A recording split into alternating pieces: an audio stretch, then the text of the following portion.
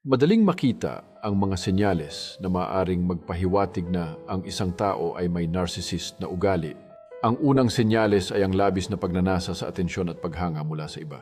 Pangalawa, madalas silang nagiging mapagmataas at nagmamalaki sa kanilang mga tagumpay kahit na hindi ito naaayon sa katotohanan.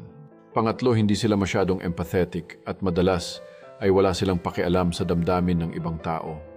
Pangapat, madali silang magalit o magpahiya sa iba kapag hindi sila nakakakuha ng nais nila. Panghuli, kadalasang nagiging manipulative sila, gumagamit ng iba para sa kanilang sariling kapakinabangan. Sa pangkalahatan ng pagkilala sa mga senyales ng narsisismo ay mahalaga upang maprotektahan ang sarili laban sa negatibong impluensya ng ganitong mga tao. Mahalagang maging mapanuri at huwag hayaan na mahulog sa bitag ng kanilang kaakit-akit na personalidad. Sa huli, ang pagkakaroon ng mga hangganan at matatag na pag-unawa sa sariling halaga ay makakatulong upang